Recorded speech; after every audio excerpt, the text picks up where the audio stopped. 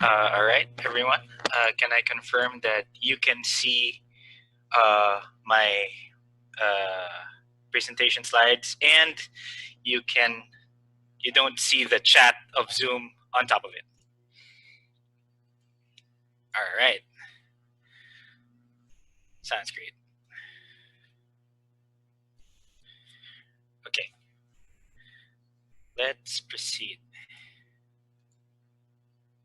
Yes, birds. So, good day, everyone. Welcome to Spreading Seas, Leading as a Judge, examined through the seas of leadership. My name is Ben. I'm a level 2 judge from the Philippines. I first encountered magic back in 2014, and I've been judging since 2015. Usually, I begin my presentation with more details about myself, but today, allow me to give you a brief background on how I arrived at my topic. So, last November, I attended the online international L2 Plus conference for Europe, and one of the presenters, Matteo Caligari, attempted to make a very subjective and unquantifiable thing known as charisma more tangible by putting it into a formula. So in his presentation, he shared this formula to the attendees in the hopes of making charisma, or at least the components of charisma, something that the participants could work on en route to becoming more charismatic people.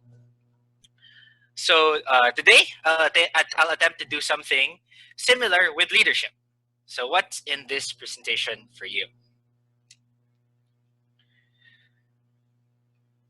So in this presentation, we try to learn the types of people whom you perceive to be a leader. We try to learn a simplified SEAS model of leadership amongst the many that are available. We learn about the sources of leadership and influence. And we use the model that we're going to talk about to identify how you can grow as a leader amongst judges. So I'm just going to put up a quick poll right now. Poll. Relaunch polling. Oops. Okay, so a quick poll for my question. Do you find yourself often leading at magic events or at work? So that's my question. Do you often find yourself leading at magic events or at work? I'll just give you a few moments for the responses to come in. We have about 30 responses currently. I see that we have 65 people in the room.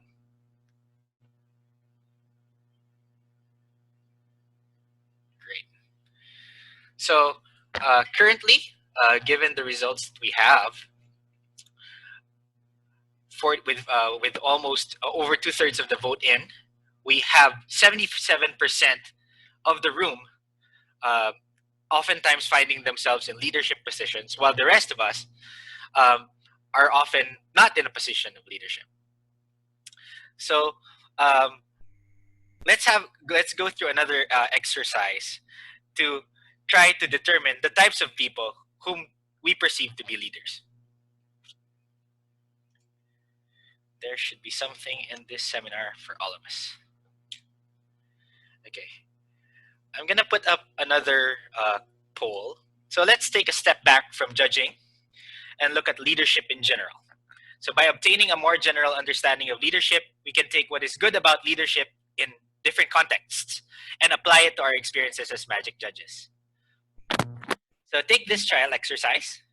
You're about to take on an unknown set of tasks and you are forming a team. Again, these tasks have yet to be revealed to you, but at this point, you need to select a team leader. Oh, my audio is off. Is it better now? Hello? Just sound checking with everybody. Okay, there's feedback. Better? Okay, I'm glad. Let me just adjust the audio input for Zoom just so to make sure that everything's okay. All good now? Clear? Okay, that's great. So once again, take this trial exercise. You're about to take on an unknown set of tasks and you are forming a team. The tasks have yet to be shown to you, but at this point, you're being made to select a team leader. So the goal of this exercise is for us not to prime each other on our selections, but who amongst these uh, individuals will you choose to be your team's leader? So we will be using the Zoom polling function for this again. I will try to put up a 1 to 8 poll. Just try select the number corresponding to your chosen leader. Yes or no? Okay. All right. So there is a 1 to 8 poll. Please choose your leader for this unknown task.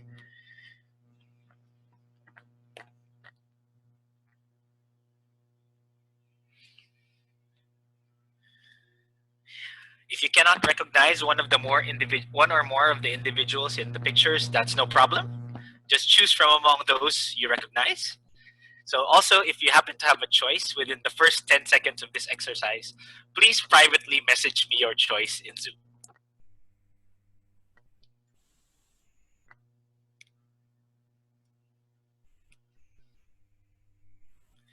All right. Almost everybody has voted.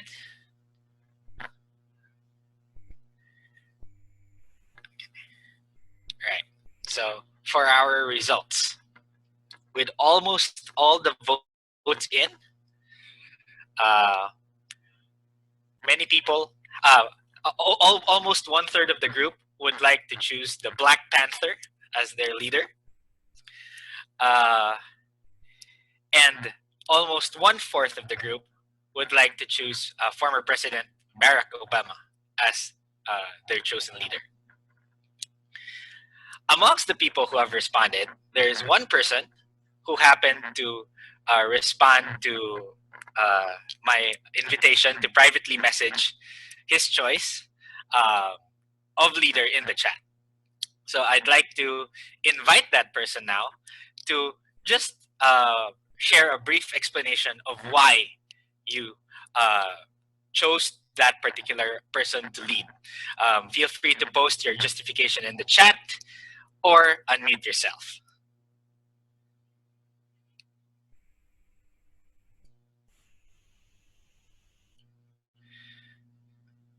That's you, Joel. Yes. Why did you choose Dr. Fauci?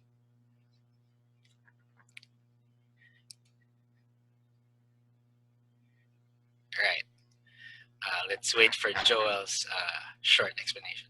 Okay, so he chose Dr. Fauci because of an ongoing crisis, an ongoing COVID crisis, and he feels that that might be the task that we are referring to in this exercise. But the thing is, definitely Fauci is a good choice. He was selected by 6% of the people in this room. It is interesting to note, though, that there are more there are clearer choices, like Black Panther being chosen by 1/3 of the people, and Obama being chosen by 1/4 of the people. Leadership, the ideal leader, the concept of an ideal leader varies amongst individuals and contexts. All of the individuals in the previous slide have taken on a leadership role at some point in their lives. Yet, they appear to be very different individuals, different personalities, different specializations, different fields. This is because leadership is a two-way street. Being recognized by a leader as a leader is a two-way street. The culture of one's potential followers plays a major role in how one's leadership story plays out. Primarily, this varies from country to country, from culture to culture. In this slide, I'll present you two extremes, an Asian leadership environment and a Western one. Again, this is black and white. And where you're probably from is most likely in the gray. So as I discuss this slide, try to identify what sort of environment you're in and its nuances for choosing an ideal leader. So in an Asian setting, leadership is primarily differential. So what does that mean? In Asia, most people would defer to a chosen leader, a leader that is chosen through a certain process. Whether you're appointed by a TO as the team lead as a team lead, or uh, uh, whether you're one of the L3 leads for an event chosen by the TO or by the head judge, uh, it's likely in an Asian setting that your followers will defer to your leadership. On the other hand, a Western setting would be more challenging.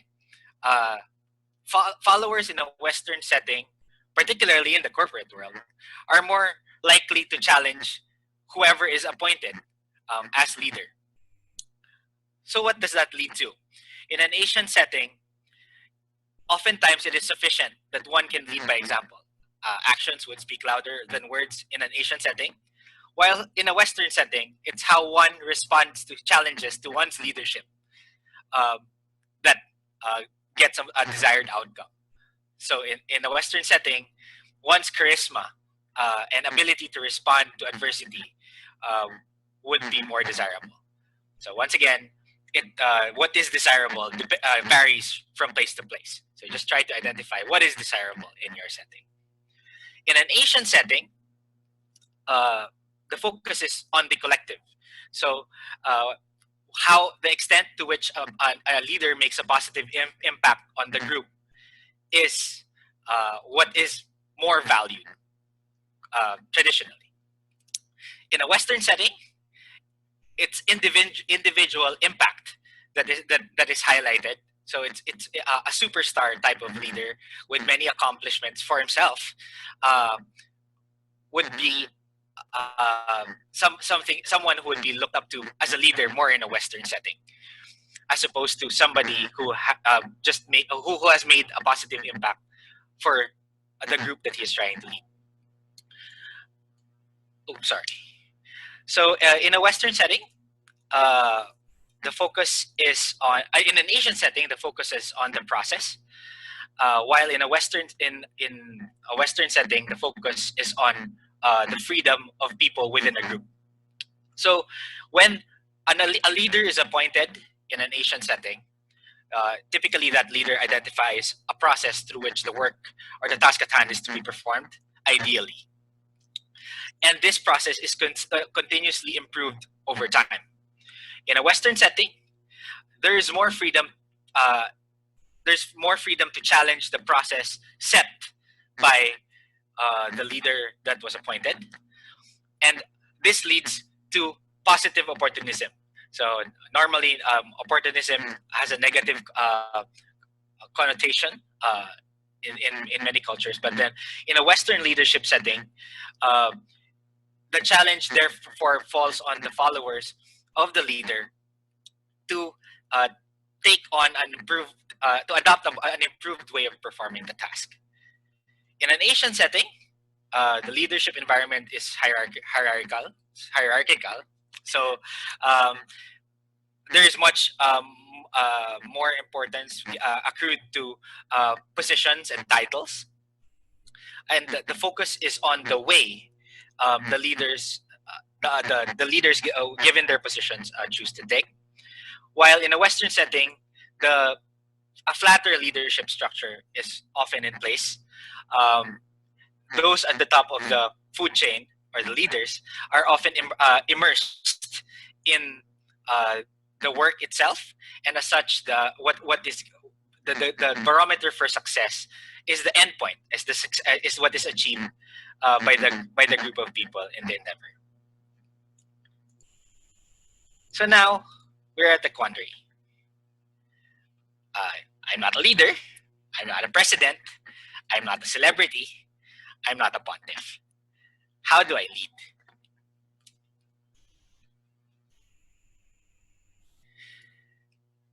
The answer is that is still mostly up to you. But I'll present you a simple framework which can help you identify 3 key areas of leadership that you can work on to improve your ability to lead.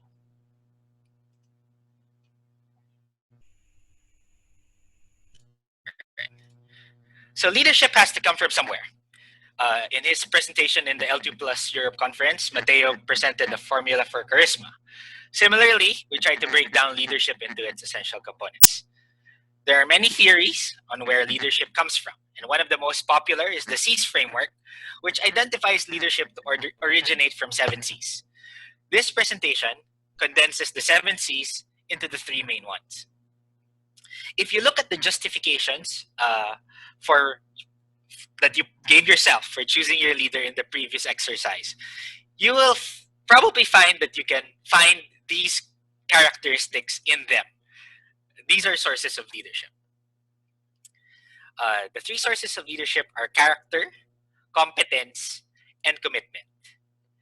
Some of these sources are more present in certain people more than others. But the bottom line is having these characteristics leave you more likely to be followed. So let's go over them briefly, more in the context of judging.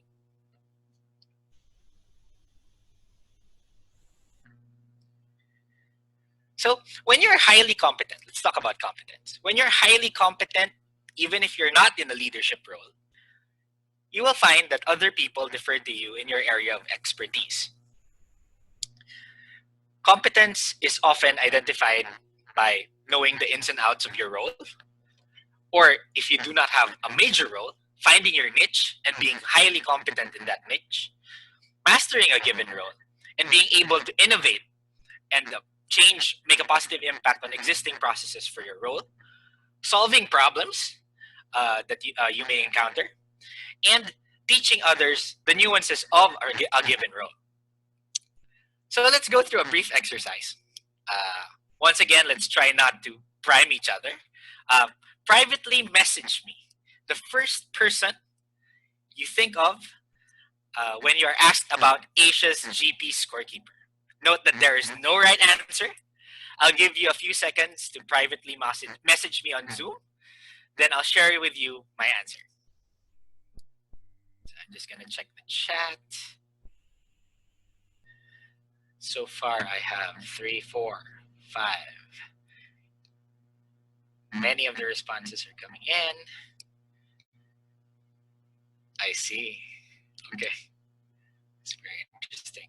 There's one name that keeps coming up. Okay.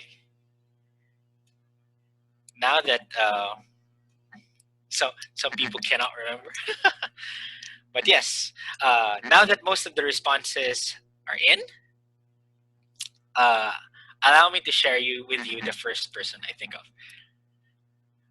Out of the 21 people who responded, I have 14 people giving this person's name.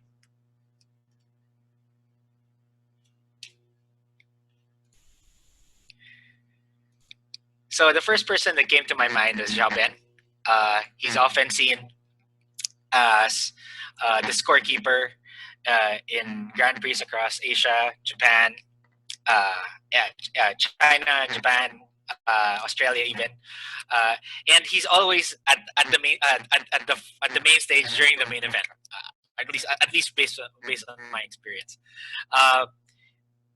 One of the key incidents that I remember about Zhao Ben was in GP Bangkok, and there was a table that had a 27-minute time extension, and we had to flip the round. And Zhao Ben did something that that was my first time witnessing something like that being done. Zhao Ben flipped around with a table still outstanding, and he just predicted how people will be paired for the subsequent round based on how he assumed on potential outcomes of that match that had a 27-minute time extension. I haven't seen any other scorekeeper attempt to do that, but he did it successfully, and we were able to flip the round without the players having to wait a very long amount of time for the next round. So that shows to me that showed that he knew the ins and outs of his role. He was able to solve a unique problem when it came up very quickly, and I guess that's why many of you would, at least amongst those who responded, would recognize him as an expert in being a scorekeeper at the GP level. So let's go to the next characteristic, the next C. The next C is commitment. So how does one demonstrate commitment in general? So in general, you would be the first in and last out when it comes to performing a task. One of the key I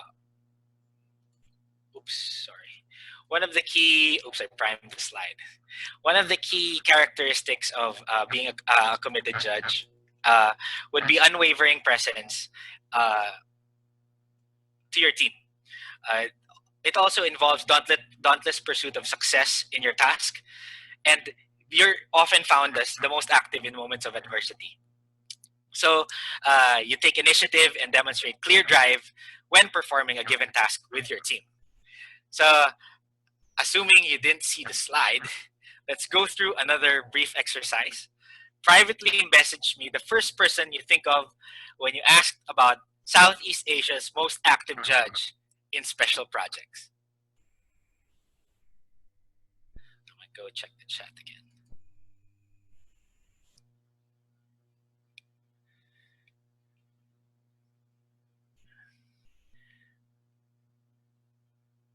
I see. So we have 10 responses so far, many coming in.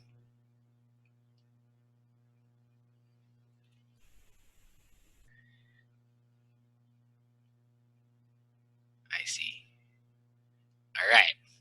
So we now have about 20 responses. I will proceed. So the first person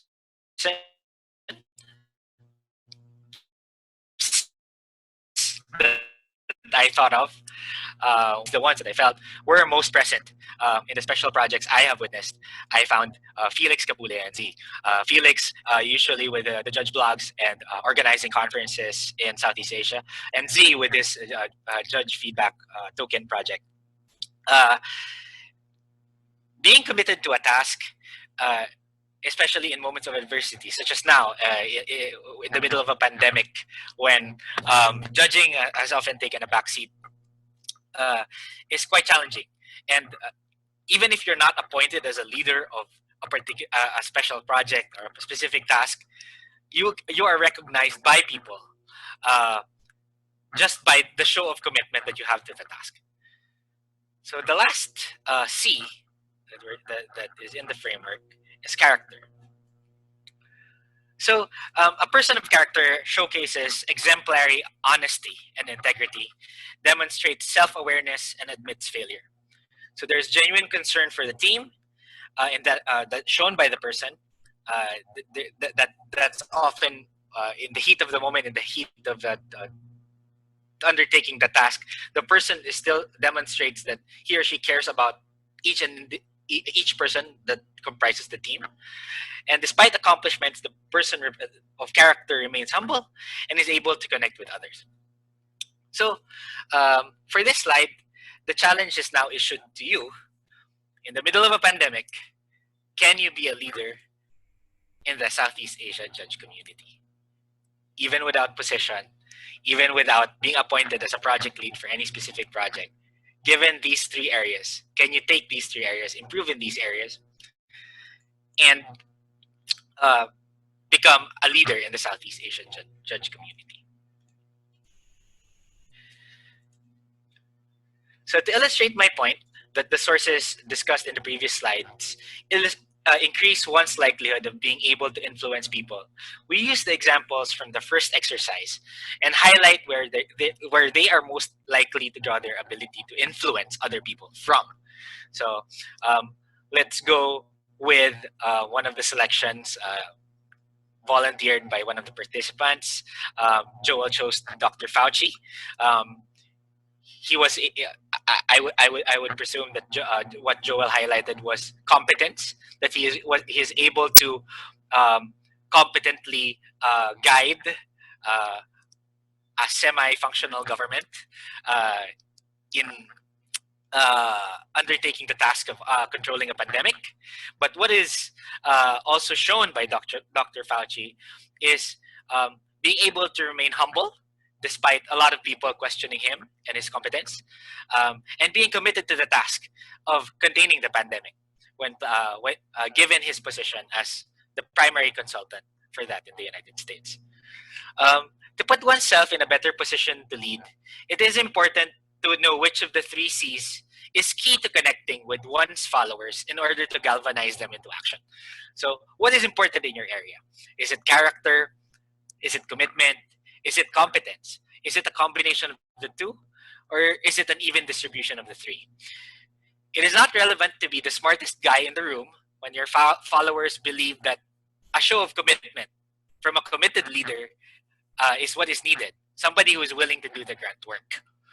At the same time, it is not very relevant to be a warm and affable leader when what your followers are looking for is an expert who knows the ins and outs of the task.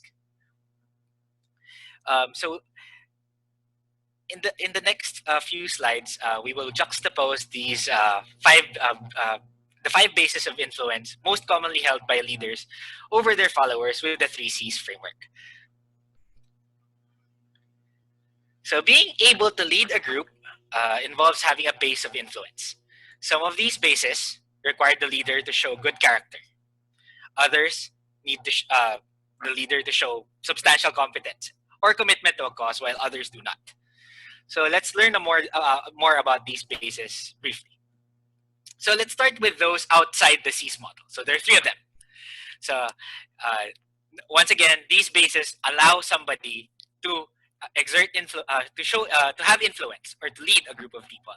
So what is legitimate influence?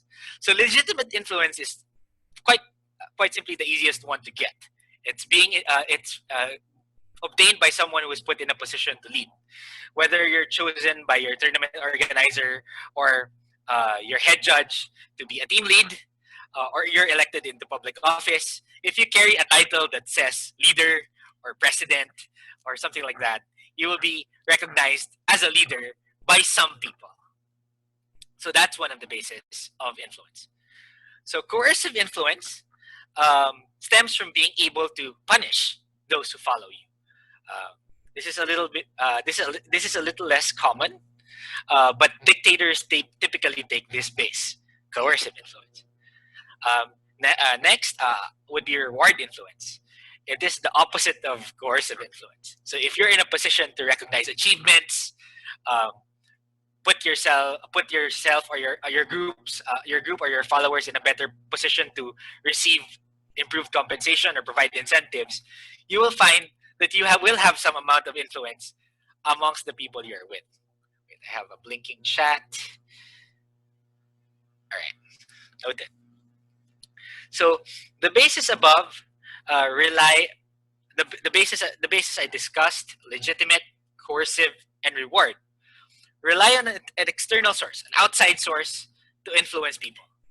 So whether it's your position, the imminence of punishment, the existence of potential rewards, it's an outside thing that the people in your group latch on to identify with your leadership or your influence over them. It doesn't have anything directly to do with the leader. Now let's examine two bases of influence that are in the C's model. You may have had experiences being under one or two of these types of leaders who have these bases of influence at some point being a judge in magic. Have you been led by someone who understands the specific details of the task you are undertaking and someone who knows what it takes to succeed? Have you been led by someone who has all the answers and is able to solve problems with ease? If yes, you are likely to have been led by an expert.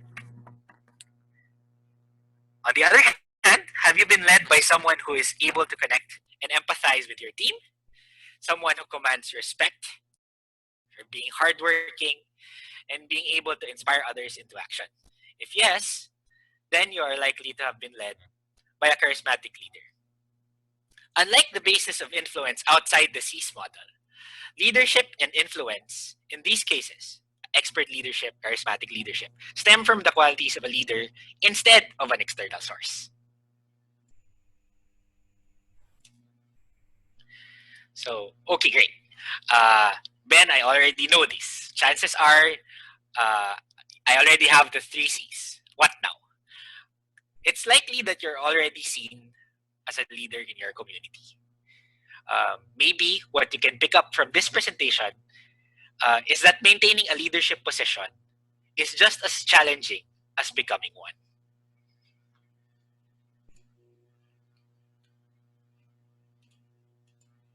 So in a position of leadership, you're put into a balancing act.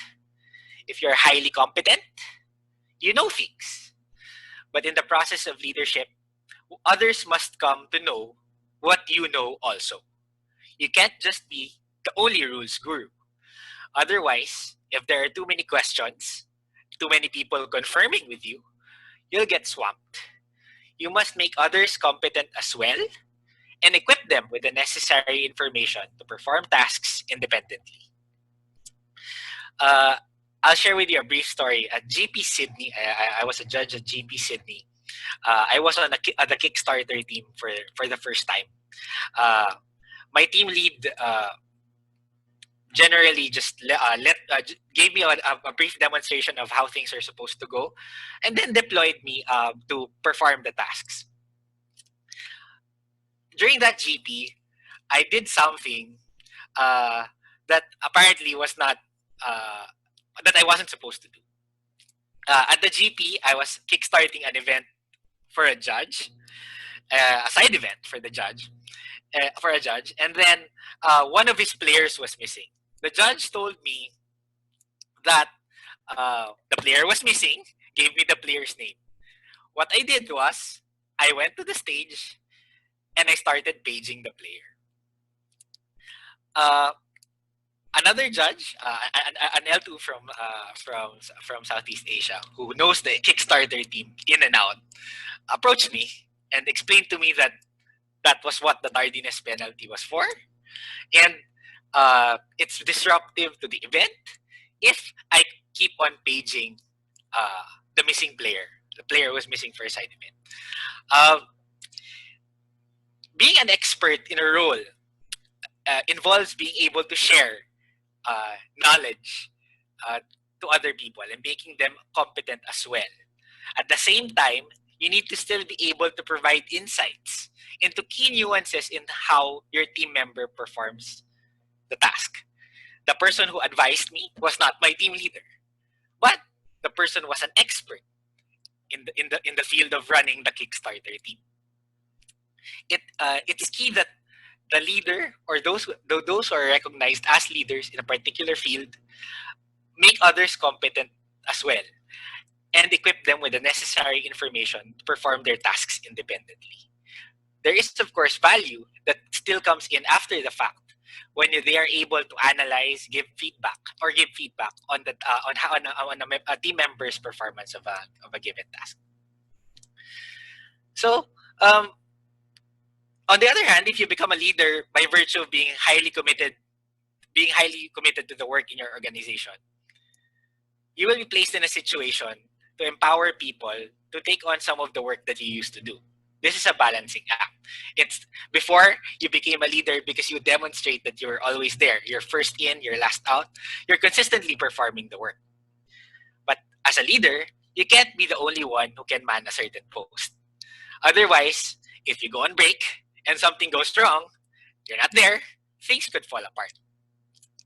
At GP Taipei, I think it was a couple of years ago, I was surprised by one of the leads of the side event leads on a Sunday, and I wasn't on that person's team, but I was already free, and and that particular level 3 told me that I could take on being the side's lead for the rest of the afternoon. That level 3 showed me his map, his floor plan of the side events, and equipped me with the necessary knowledge to be able to navigate the floor plan and deploy head judges of side events to the different side events that were scheduled. I have never led. I was never chosen as a team lead for sides or in a GP setting. I have never been selected as a lead in a GP setting. But this person who is who as an aside is highly committed to being a sides lead. I've been with him as in his team in Grand Prix Hong Kong and several other GPs. Um, was able to share the workload with me and empower me to take on the task. Commitment to a task is enough to get you to become a leader. If people see your commitment to the work, they're likely to choose you. But when you become a leader, the balancing act is presented to you. How do you maintain committed to the task, while at the same time putting others in a position to improve and be committed also? Third, if you're good with people, you are now tasked with creating an environment where other people will interact better with each other. You need to make a group greater than the sum of its parts. Before you became a leader, uh, it's probably enough that you could relate with the other people whom you're working with. Now, you need to balance being able to relate well with others, with them being able to relate well with one another. Last, if you have the three C's, chances are you have accomplished much in your field that you can be proud of. But as a leader, all too often, the task entails humbling yourself and celebrating the successes of the team and your team members. In effect, by doing this balancing act, you are spreading C's, ensuring that character, competence, and commitment extend beyond yourself and into those who follow you.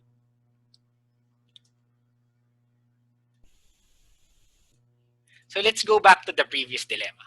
I'm not a leader. I'm not a president. I'm not a celebrity. I'm not a level 3. I'm not even a team lead. I'm not even a project lead. How do I become a leader?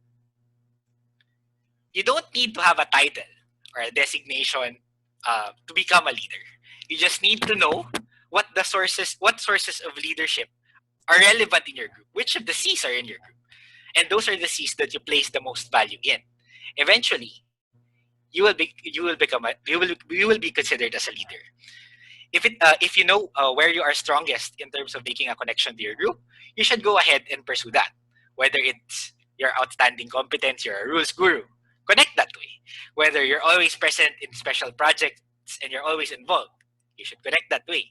If you're good with people, managing people, relating to people, talking to them about issues, you should connect with them that way. If you can't connect in one of the sources that is key in your location, you may be in a position where you ought to build on your sources of leadership. Do note that usurping a designated team leader, replacing the leader in your team, that's not the goal. The objective is to be able to put yourself in a position where your influence makes the greatest positive impact as possible on the people you are working with, and in a way that complements the designated leader's sources of leadership. Leadership does not have to be responsibility for one individual. So how do you become a leader then? Increase the likelihood of people following you. Make them comfortable to follow you. Just improve on the three sources discussed in this presentation. Know the way, be competent. Show the way, be able to relate with others by being a person of character. And go the way. Join others, show your commitment to the task, and you will have others following you before you know it. So that's my presentation on the three C's. I'd like to open the floor for some Q&A. I'll be checking out the chat.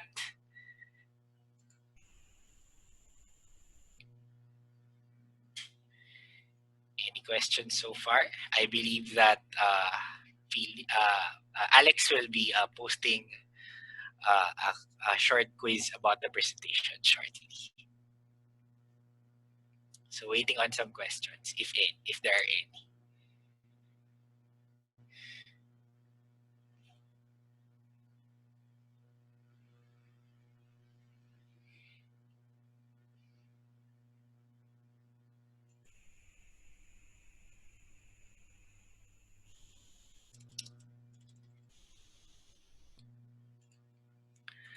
So Shanine asked, other than an actual judge in the MTG world, who do you think is the best example for us to follow?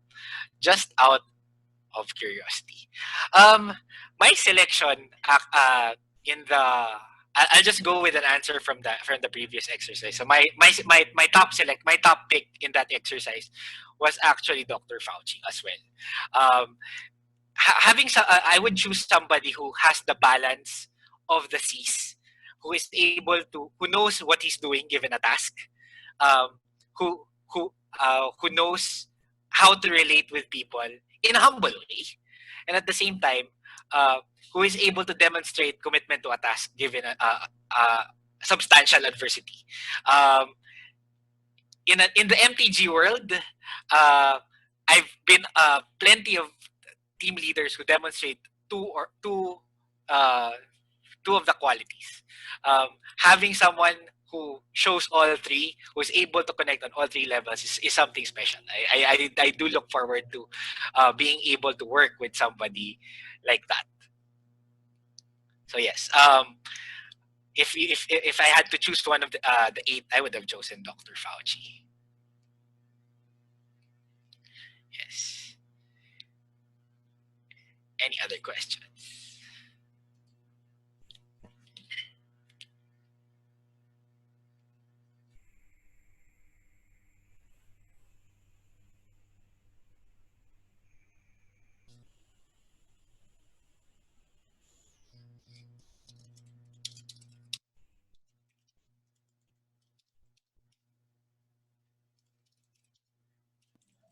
All right.